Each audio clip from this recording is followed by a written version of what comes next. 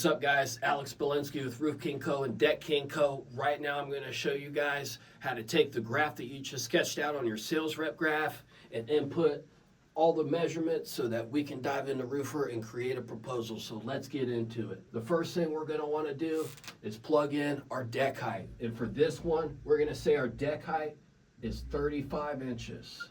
Just to recap, our deck height is one of the most important measurements we can get. That's what's going to tell us how many stairs we have. So let's figure out how many stairs we have on this graph. So we're going to go back to our magic number, which is 7.75. We're going to take our 35 inches and we're going to divide that by 7.75.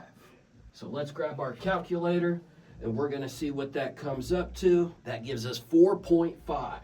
And like we talked about in the previous video, we're always going to round that up to the next whole number. So that's going to give us 5 steps.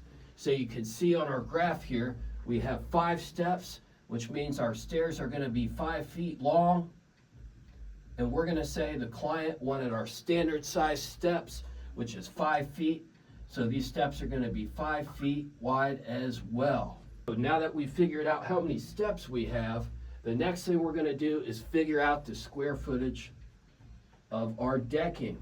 And remember, our decking and our stairs are 2 separate inputs because we charge differently for both of those systems. The way we're going to find the square feet of the deck is we're going to take our length, which is 16 feet, and we're going to multiply that by the width of our deck, in this example being 20 feet. We're going to plug that into our calculator, and that gives us 320 square feet. So you're going to want to take that number and plug that in below your deck height, 320. Now we're going to find out the square feet of our stairs for our next fill in the blank on our sales rep graph. To do that, we're simply going to take the width of our stairs, which is 5 feet. We're going to multiply that by the number of stairs, which by using our equation with the deck height we found was 5. 5 times 5 is 25. So we're going to input 25 square feet for the square footage of our steps. The fourth input we need to fill in the blank for is the linear feet of railing. Obviously, if we had some house coming up here, right, on the side of the deck, we're not going to put a rail against here. I just want you guys to keep that in mind. We also don't put rails across the stairs. We go to the stairs and down the stairs. So for this example, we're going to add 16 plus 16 for our other side.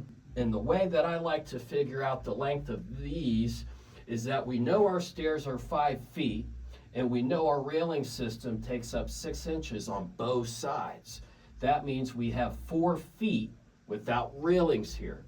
So we could, in our head or on our calculator, simply take this number 20 and subtract 4 from that number.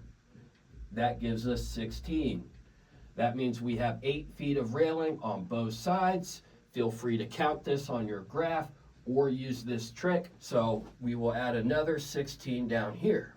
And we know our stairs are 5 feet long. That gives us 5 feet on both sides. So plus 10. So then in our calculator, we're going to add 16 times 3 plus 10. That gives us 58 linear feet of railing. So the next thing you want to do, once you've figured out this equation, is fill in that blank on your linear feet of railing. Now the next input, and we're almost to the end already, is the square feet of skirting. So I want you to keep in mind, we have square feet, linear feet, and the skirting will once again be square feet. And the easiest way to find that is to take these 3 measurements, and we're going to go ahead and include behind the stairs, okay? So we're going to add 16 plus 16 plus 20, and that gives us 32, 52 feet.